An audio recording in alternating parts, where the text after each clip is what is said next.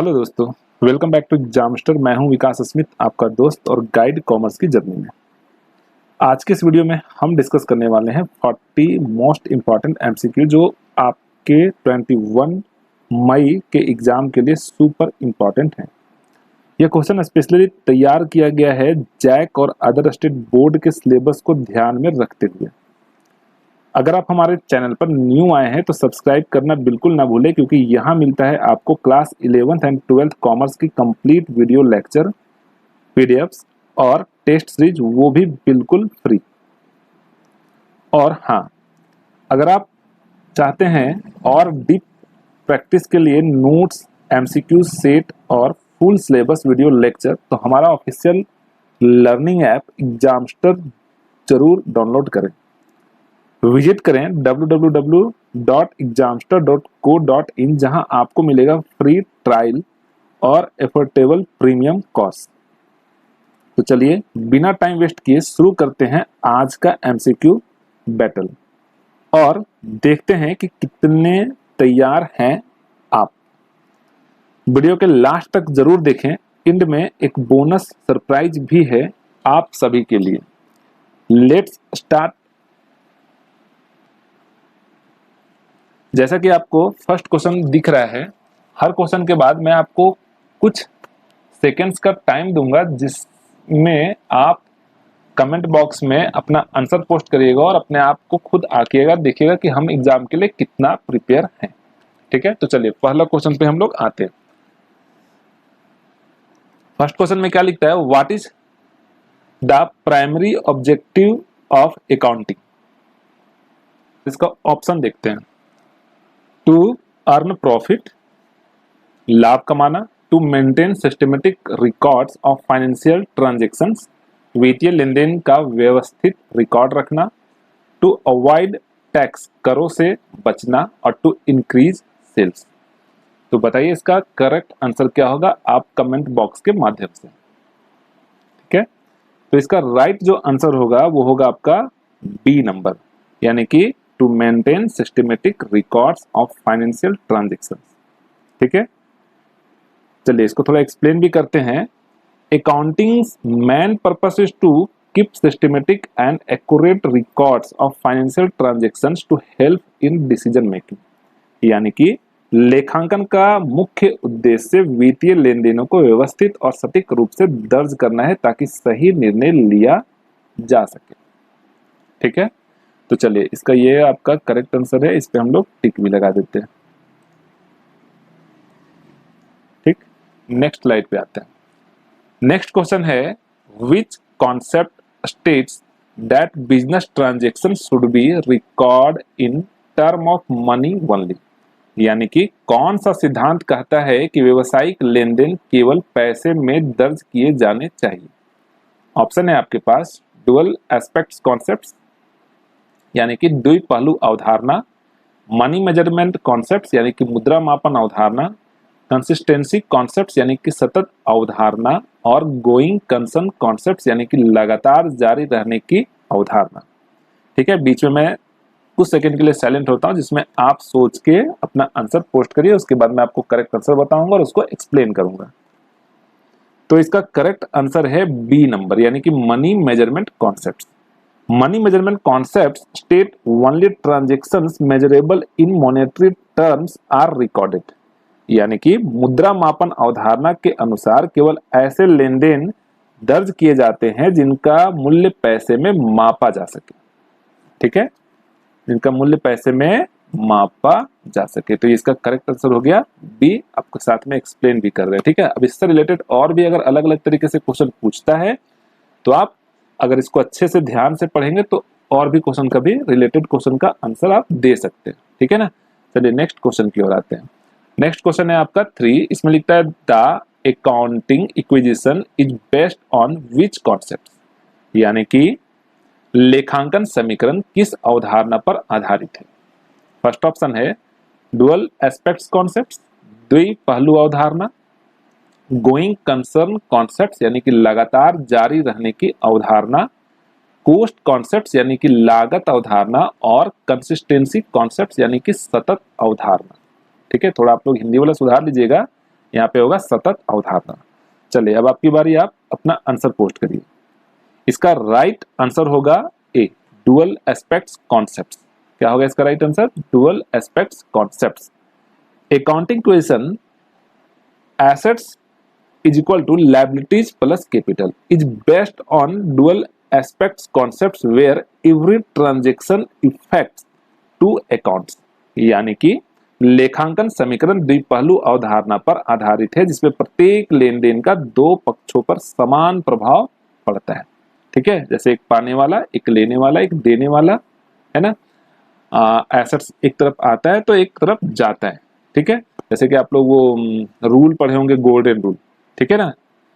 चलिए next question की ओर आते हैं। नेक्स्ट क्वेश्चन है which of the following is not A branch of accounting. यानी कि निम्नलिखित में से कौन लेखांकन की शाखा नहीं है? फर्स्ट ऑप्शन है फाइनेंशियल अकाउंटिंग, वित्तीय लेखांकन, कॉस्ट अकाउंटिंग, लागत लेखांकन, मैनेजमेंट अकाउंटिंग, प्रबंध लेखांकन, और अंतिम है आपका एचआर अकाउंटिंग यानी कि मानव संसाधन लेखांकन। तो इसका करेक्ट आंसर है डी, एचआर अकाउंटिंग यानी कि मानव संसाधन लेखांकन।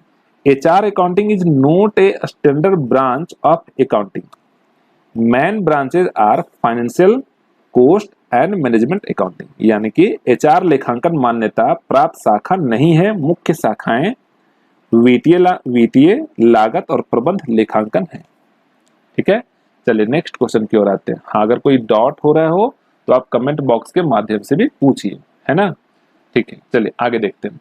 यहाँ लिखता है what does the term capital refer to in accounting. यानी कि लेखांकन में पूंजी शब्द का क्या अर्थ है? Total assets of the business यानी कि व्यवसाय की कुल संपत्ति, amount invested by the owner यानी कि मालिक द्वारा निवेशित राशि, total liabilities of the businesses यानी कि व्यवसाय की कुल देनदारियां, और रेवेन्यू अर्नेड यानी कि कमाया गया राजस्व। तो इसका करेक्ट आंसर होगा बी, यानी कि amount invested by the owner. ठीक है, मालिक द्वारा निवेशित राशि। Capital is the amount invested by the owner in the business यानी कि पूंजी वह राशि है जो मालिक ने व्यवसाय में निवेश की है। चलिए नेक्स्ट क्वेश्चन की ओर आते हैं। What is liability in accounting. लेखांकन में देयता क्या है? व्हाट द बिजनेस ऑन यानी कि संपत्ति, व्यवसाय की संपत्ति। व्हाट द बिजनेस ऑन्स यानी कि व्यवसाय के देनदारियां। ऑनर्स इन्वेस्टमेंट यानी कि मालिक का निवेश। बिजनेस रेवेन्यू यानी कि व्यवसाय की आय। तो इसका करेक्ट आंसर होगा व्यवसाय के देनदारियां। ठीक है, इंग्लिश वाला सेम सेम लिखा हुआ है, उसको सुधार लेंगे आप लोग। इसका करेक्ट आंसर होगा व्यवसाय के देनदारियां। Liabilities is the amount of business on to outsiders यानी कि देयता वह राशि है जो व्यवसाय को बाहरी व्यक्तियों को देनी होती है। ठीक है, क्लियर है। चलिए नेक्स्ट आते हैं फिर। 7 में क्या लिखता है? What is meant by going concern concepts. लगातार जारी रहने की अवधारणा का क्या अर्थ है? लगातार जारी रहने की अवधारणा का क्या अर्थ है? तो पहला ऑप्शन है बिजनेसेस विल कंटिन्यू इनडेफिनिटली। ठीक है, यानी कि व्यवसाय अनिश्चित काल तक चलता रहेगा। बिजनेसेस विल क्लोज सून। उसके बाद है आपका व्यवसाय जल्द बंद हो जाएगा। प्रॉफिट शुड बी अर्नड यानी कि लाभ कमाया जाना चाहिए, और assets should be valued at cost. तो इसका करेक्ट आंसर है आपका ए, यानी कि बिजनेस विल कंटिन्यू इनडेफिनेटली। यानी कि going concern concept assumes business will continue indefinitely and not close soon। यानी कि लगातार जारी रहने की अवधारणा मानती है कि व्यवसाय अनिश्चित काल तक चलेगा और जल्द बंद नहीं होगा। ठीक है, चलिए नेक्स्ट क्वेश्चन की ओर आते हैं। नेक्स्ट क्वेश्चन है आपका 8। इसमें क्या लिखता है? What does book keeping means. यानी कि बुक कीपिंग का क्या अर्थ है? रिकॉर्डिंग फाइनेंशियल ट्रांजेक्शंस, वित्तीय लेन देन को रिकॉर्ड करना। दूसरा ऑप्शन है प्रिपेयरिंग फाइनेंशियल स्टेटमेंट्स यानी कि वित्तीय विवरण तैयार करना। तीसरा ऑप्शन है आपका ऑडिटिंग अकाउंट्स, लेखों का ऑडिट करना। और चौथा ऑप्शन है मैनेजिंग अकाउंट्स यानी कि खाते का प्रबंध करना। तो इसका करेक्ट आंसर है ए, यानी कि रिकॉर्डिंग फाइनेंशियल ट्रांजेक्शंस। चलिए हम टिक नहीं लगा रहे ना, चलिए टिक ये लगाते चले जाते हैं, आप लोग भी अपना कॉपी में लिखते जाइएगा। इसका एक्सप्लेनेशन है book keeping is the process of recording all financial transaction systematically, यानी कि बुक कीपिंग वित्तीय लेन देन को व्यवस्थित रूप में दर्ज करने की प्रक्रिया है। ठीक है, चलिए नेक्स्ट क्वेश्चन देखते हैं। नेक्स्ट क्वेश्चन है आपका what is the cost concept in accounting, यानी कि लेखांकन में लागत अवधारणा क्या है।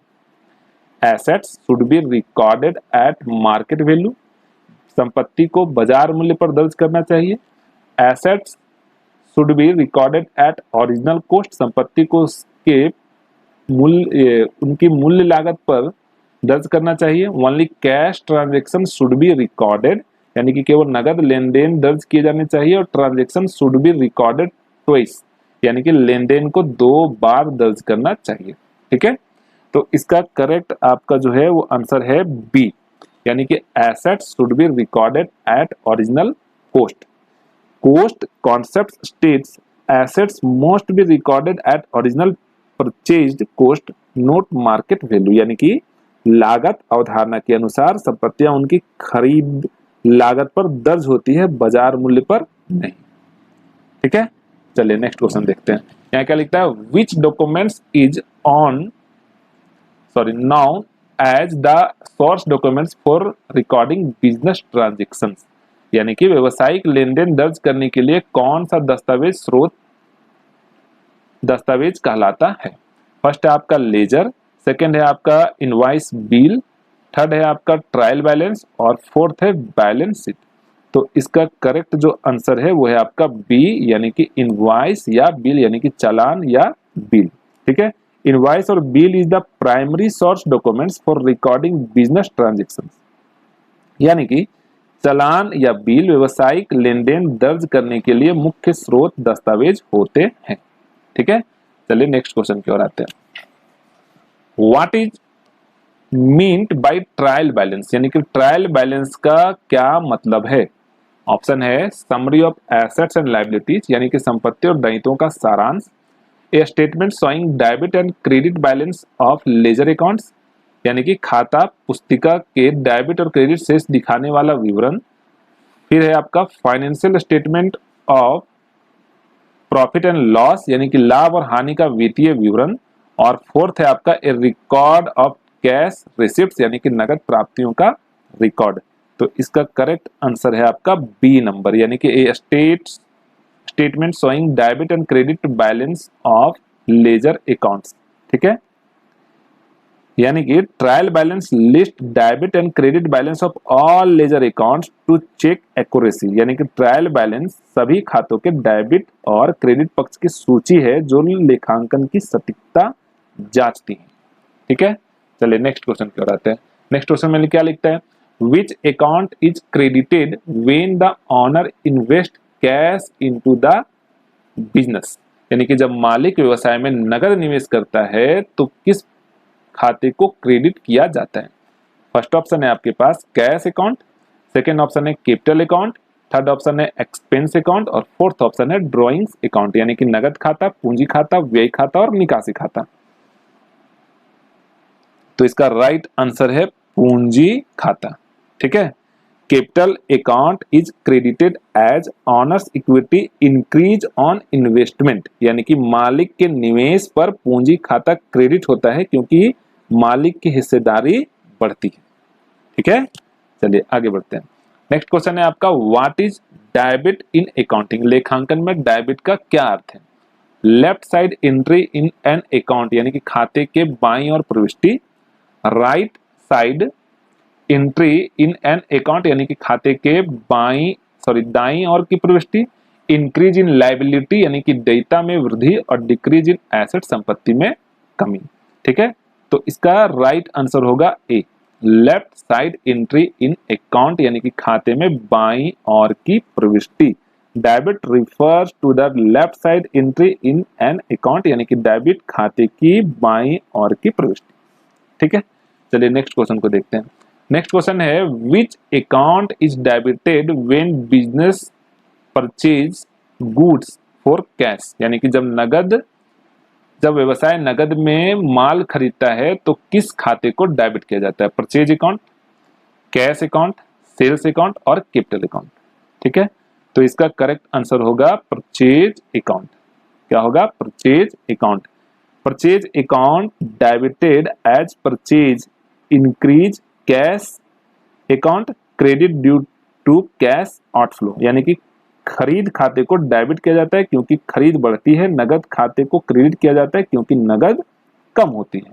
ठीक है, आशा है कि आप लोगों को समझ में आ रहा होगा। जो चीजें समझ में नहीं आए मैं फिर से आपको रिपीट कर रहा हूं कि आप कमेंट बॉक्स के माध्यम से पूछिए अपना क्वेश्चन, है ना। चलिए नेक्स्ट क्वेश्चन देखते हैं। नेक्स्ट क्वेश्चन है 15 number, what is the consistency concept in accounting? लेखांकन में सतत अवधारणा क्या है? Some accounting method should be used consistently, यानी कि एक ही लेखांकन पद्धति को लगातार अपनाना चाहिए। डिफरेंट मेथड्स एवरी ईयर, यानी कि हर साल अलग पद्धतियां अपनाना चाहिए। सी है आपका ट्रांजेक्शन्स रिकॉर्डेड ट्वाइस, यानी कि लेन देन को 2 बार दर्ज करना।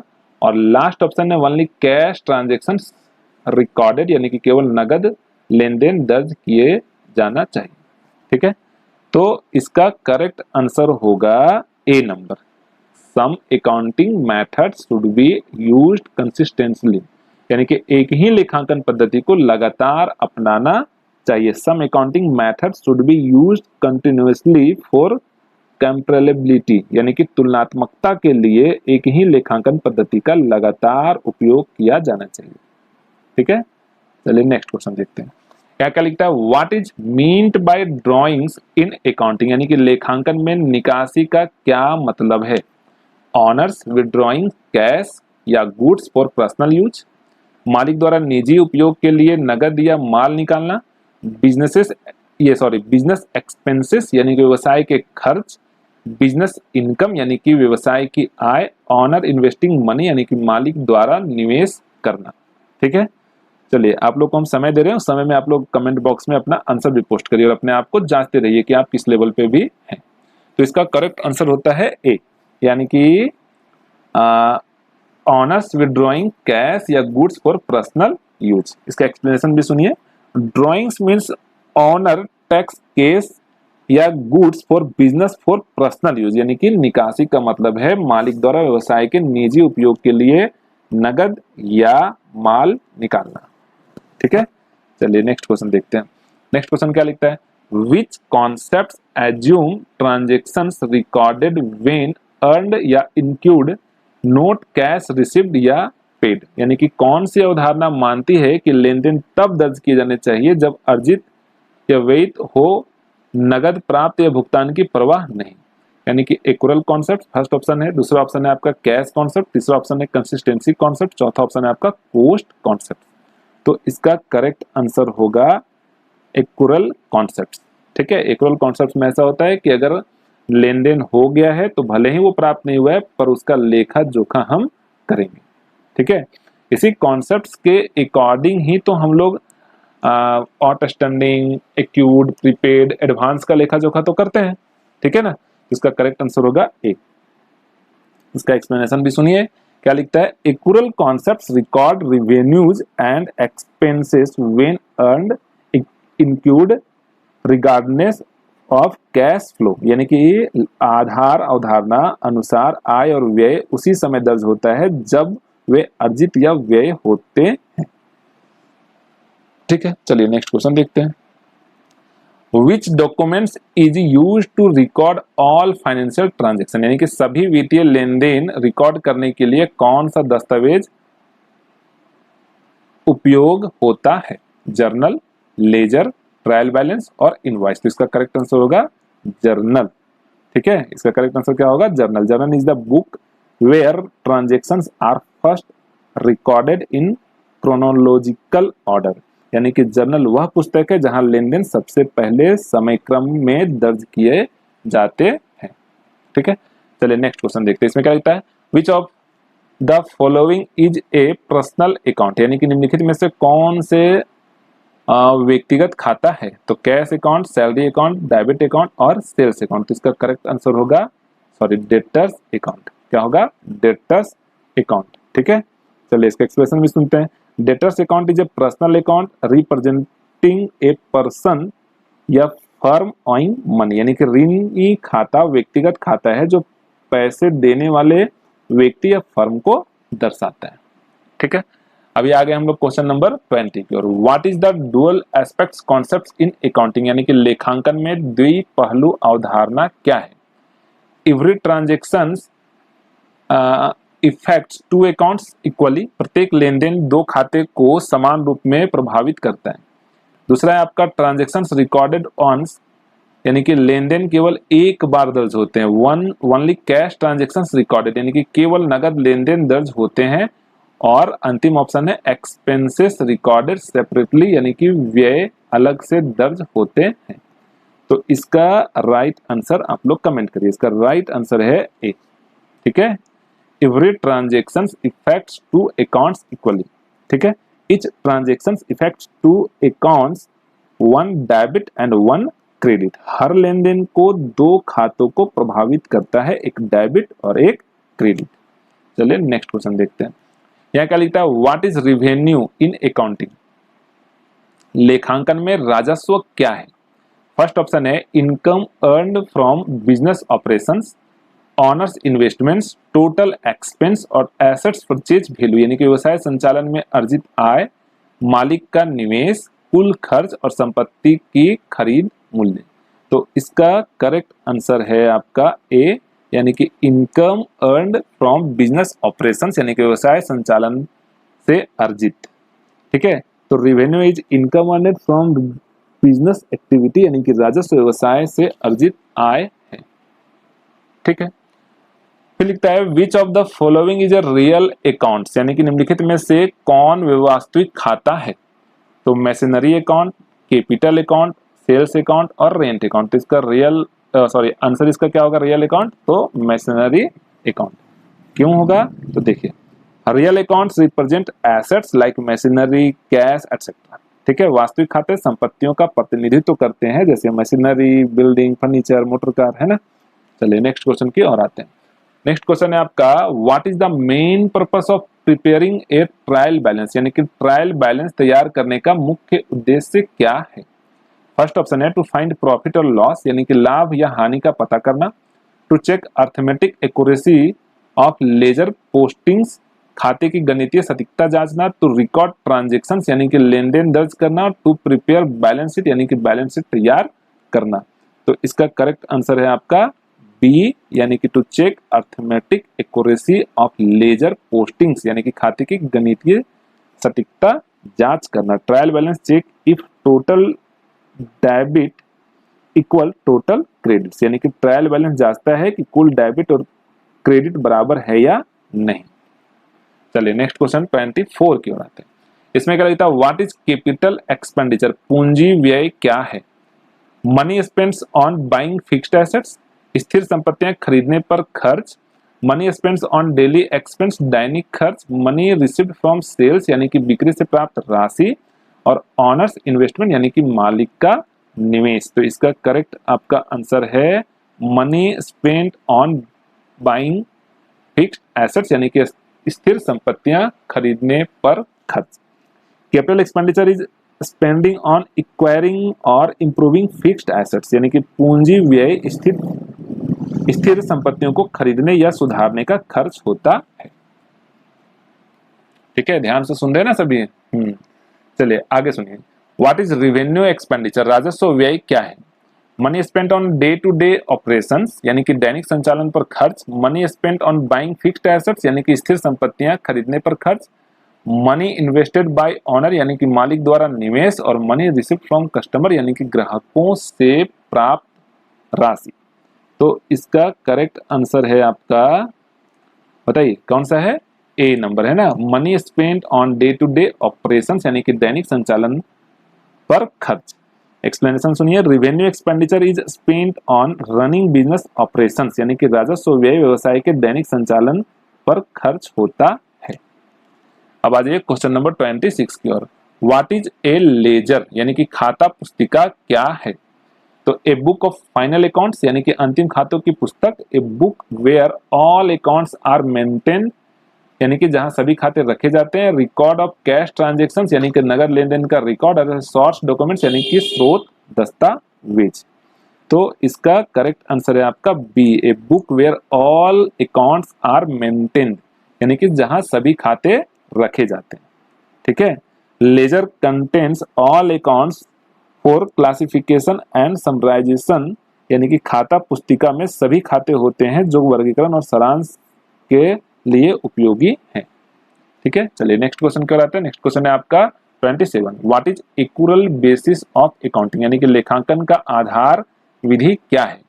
फर्स्ट ऑप्शन है recording transactions when cash is received और पेड, जब नगद प्राप्त या भुगतान हो तब दर्ज करना। Recording transactions when they are earn और इंक्लूड यानी कि जब अर्जित या व्यय होते हैं तब दर्ज करना। रिकॉर्डिंग ट्रांजेक्शंस ट्वाइस यानी कि लेन देन को 2 बार दर्ज करना। और इग्नोरिंग नॉन कैश ट्रांजेक्शन यानी कि गैर नगद लेन देन की अनदेखी करना। ठीक है, चलिए आंसर पोस्ट करिए आप लोग भी। तो इसका करेक्ट आंसर है बी नंबर, कितना है b, recording transactions when they are earned और इंक्लूड। ठीक है, accrual basis records transaction when they happen not when cash move यानी कि आधार विधि में लेन देन तब दर्ज होते हैं जब वे होते हैं नगद के आने जाने पर नहीं। ठीक है, चलिए नेक्स्ट क्वेश्चन देखते हैं। नेक्स्ट क्वेश्चन है आपका 28 number, what is capital in the accounting acquisition लेखांकन समीकरण में पूंजी क्या है। फर्स्ट ऑप्शन है एसेट्स माइनस लायबिलिटीज, संपत्ति के देनदारियों को संपत्ति से देनदारियों को घटाना। ऑनर्स क्लेम ऑन एसेट संपत्तियों पर मालिक का दावा। टोटल लायबिलिटीज यानी कि कुल देनदारियां। और रेवेन्यू अर्न यानी कि कमाई गई आय। तो इसका क्या होगा करेक्ट आंसर। तो इसका राइट आंसर है वो है आपका b, owner's claim on assets. ठीक है, कैपिटल रिप्रेजेंट्स ऑनर्स इक्विटी और क्लेम ऑन बिजनेस एसेट्स यानी कि पूंजी मालिक की हिस्सेदारी या संपत्ति पर उसका दावा होता है। ठीक है, चलिए नेक्स्ट क्वेश्चन देखते हैं। नेक्स्ट क्वेश्चन है आपका 29 नंबर क्वेश्चन। इसमें क्या लिखता है, which concept state that only material transactions are recorded यानी कि कौन सी अवधारणा कहती है कि केवल महत्वपूर्ण लेन देन दर्ज किए जाएं। कंसिस्टेंसी कॉन्सेप्ट्स यानी कि सारता अवधारणा। मैटरलिटी कॉन्सेप्ट्स यानी कि सारता अवधारणा, वो सतत अवधारणा है ऊपर वाला, नीचे वाला सारता अवधारणा है। ठीक है, उसके बाद से आपका गोइंग कंसर्न कॉन्सेप्ट यानी कि लगातार जारी रहने की अवधारणा। और कोस्ट कॉन्सेप्ट यानी कि लागत अवधारणा। तो इसका राइट आंसर है आपका materiality concepts. Materiality concept states insignificant info can be ignored यानी कि सरलता अवधारणा कहती है कि महत्वहीन जानकारी को अनदेखा किया जा सकता है। ऐसे आप लिख रहे हैं 9 पॉइंट, यहाँ पे पॉइंट के बाद कुछ आ रहा है। ठीक है, तो आप इसको छोड़ सकते हैं। ठीक है, चलिए नेक्स्ट देखते हैं। नेक्स्ट क्या लिखता है, व्हाट इज डिप्रिसिएशन मूल्यह्रास से क्या है। इंक्रीज इन एसेट्स वैल्यू संपत्ति के मूल्य में वृद्धि। Decrease in assets value over time समय के साथ संपत्ति के मूल्य में कमी। ऑनर्स इन्वेस्टमेंट मालिक का निवेश। और प्रॉफिट अर्न यानी कि कमाया गया लाभ। तो इसका करेक्ट आंसर है आपका b, decrease in assets value over time समय के साथ संपत्ति के मूल्य में कमी। Depreciation is the reduction in assets value due to wear and tear यानी कि मूल्यह्रास संपत्ति के मूल्य में पहनवे और क्षरण के कारण होती है यानी कि उसके यूज करने से होता है। ठीक है, नेक्स्ट अब यहां से बचता है आपका 10 क्वेश्चन और, है ना, थोड़ा एनर्जेटिक होकर अच्छे से समझिए। लिखता है व्हाट इज अकाउंटिंग पीरियड यानी कि लेखांकन अवधि क्या है। फर्स्ट ऑप्शन है time for which accounts are prepared यानी कि जिस अवधि के लिए खाते तैयार किए जाते हैं। Time to close the businesses यानी कि व्यवसाय बंद करने का समय। टाइम फॉर ऑडिट यानी कि ऑडिट का समय। और टाइम फॉर इन्वेस्टमेंट यानी कि निवेश का समय। तो इसका करेक्ट आंसर होगा ए, है ना, time for which accounts are prepared. ठीक, accounting period is a fixed time to prepare financial statement यानी कि लेखांकन अवधि वह निश्चित समय है जिसके लिए वित्तीय विवरण तैयार किए जाते हैं। ठीक, चलिए नेक्स्ट क्वेश्चन देखते हैं। व्हाट इज ऑनर्स इक्विटी मालिक की हिस्सेदारी क्या है? Total assets, assets minus liabilities, total liabilities और टोटल रिवेन्यू। इसका राइट आंसर है एसेट्स माइनस लायबिलिटी, यानी कि संपत्तियों से देनदारियों को घटाना। ठीक है, तो ऑन एक फॉर्मूला भी होता है ना, owner's equity is equal to assets minus liabilities represents owner's claim. ठीक है, यानी कि मालिक की हिस्सेदारी इज इक्वल टू संपत्ति माइनस देनदारियां मालिक का दावा दर्शाती है। चलिए अब आ जाते हैं हम लोग इसका नेक्स्ट क्वेश्चन 33 पे। What does capital withdrawal means, यानी कि पूंजी निकासी का क्या मतलब है? Honours taking money out for personal use, मालिक द्वारा निजी उपयोग के लिए पैसा निकालना, बिजनेस इन्वेस्टिंग मनी व्यवसाय में पैसा निवेश करना, रिकॉर्डिंग एक्सपेंस यानी कि खर्च दर्ज करना, और बिजनेस अर्निंग यानी बिजनेस अर्निंग रिवेन्यू। ठीक है, तो इसका करेक्ट आंसर है आपका ए नंबर, है ना, कौन सा? ए।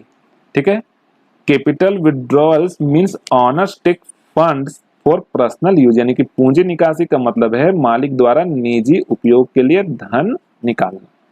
चलिए नेक्स्ट क्वेश्चन देखते हैं। नेक्स्ट क्वेश्चन आपका 34। What is expense? एक्सपेंस यानी कि व्यय क्या है? तो money spent to earn revenue, राजस्व कमाने के लिए किया गया पैसा या खर्च। ऑनर्स इन्वेस्टमेंट यानी कि मालिक का निवेश। इनकम अर्न यानी कि कमाई गई आय। और एसेट्स परचेज वैल्यू। तो इसका राइट आंसर है A, money spent to earn revenue. ठीक है ना। Expense is cost incurred to generate income, यानी कि व्यय वह लागत है जो आय उत्पन्न करने के लिए किया जाता है। चलिए नेक्स्ट क्वेश्चन देखते हैं। इसमें क्या लिखा? What is cash book? Cash book क्या है? Record of all cash receipts and payment, book of final accounts, ledger accounts और सोर्स डॉक्यूमेंट्स। तो इसका राइट आंसर है ए। ठीक है, record of all cash receipts and payments. ठीक है, cash book records all cash inflow and outflow. Cash book सभी नगद प्राप्तियों और भुगतानों को दर्ज करती है। आप ये सब चैप्टर पढ़े होंगे तो आपको अच्छे से ये सारी चीजें समझ में आ रहा होगा। हाँ, अगर आप ये चैप्टर नहीं पढ़े थे तो अब आपको पिछला सोच के ज्यादा टेंशन नहीं लेना है, जितना हो सकता है आप उतना पढ़िए, एग्जाम अच्छे से लिखिए। और नेक्स्ट टाइम आप अच्छे से तैयारी करना चाहते हैं तो आपको डिस्क्रिप्शन में मेरा एप्लीकेशन का वेबसाइट का लिंक मिलेगा, वहां से जाके आपको जो सुटेबल कोर्स लगता है आप उसको परचेज करके आगे की तैयारी अच्छे से करिए, है ना।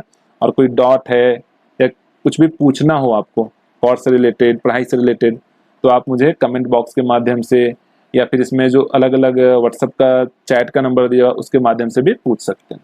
ठीक है, अब यहाँ तक आप देखें तो निश्चित है कि आपको मन लग ही रहा होगा, है ना। चलिए आगे बढ़ते हैं। नेक्स्ट है 26 number. Which concept treats business and honours separately, यानी कि कौन सी अवधारणा व्यवसाय और मालिक को अलग अलग मानती है या करती है? तो बिजनेस एंटिटी कॉन्सेप्ट्स, व्यवसाय इकाई अवधारणा, गोइंग कंसर्न कॉन्सेप्ट यानी कि लगातार जारी रहने की अवधारणा, मनी मेजरमेंट कॉन्सेप्ट यानी कि मुद्रा मापन अवधारणा, और कॉस्ट कॉन्सेप्ट, ठीक है, यानी कि लागत अवधारणा। तो इसका करेक्ट आंसर हो जाएगा ए। ठीक है, business entity concept. Business entity concept treats business separate from honours, यानी कि व्यवसाय इकाई अवधारणा व्यवसाय को मालिक से अलग मानती है। ठीक, चलिए क्वेश्चन नंबर हम लोग पहुंच गए 37 में। इसमें क्या लिखता है? Which accounts increase on debit and decrease on credit, यानी कि कौन सा खाता डेबिट पर बढ़ता है और क्रेडिट पर घटता है? तो इसका ऑप्शन है एसेट्स,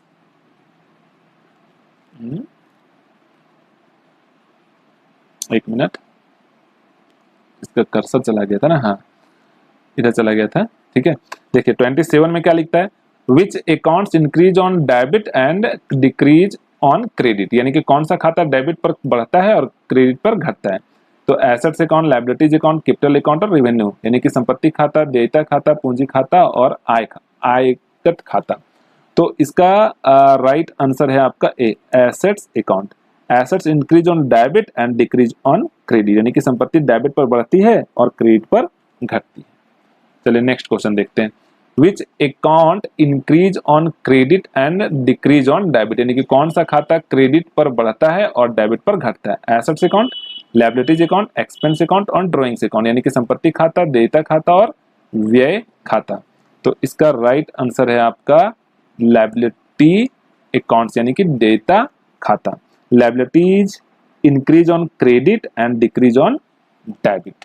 ठीक है, देयता क्रेडिट पर बढ़ती है और डेबिट पर घटती है।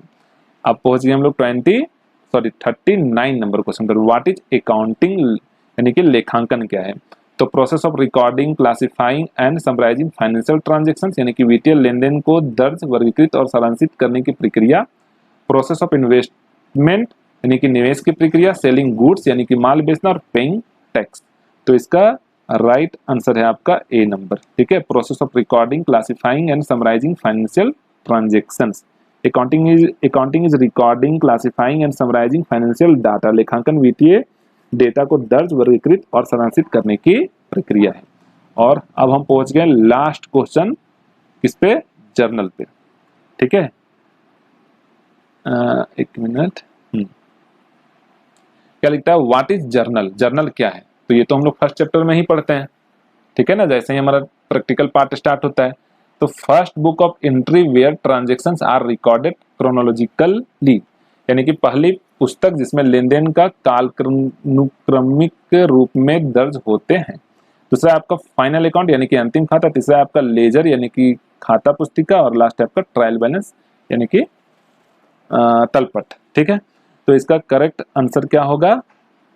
ए, first book of entry where transaction are recorded chronologically.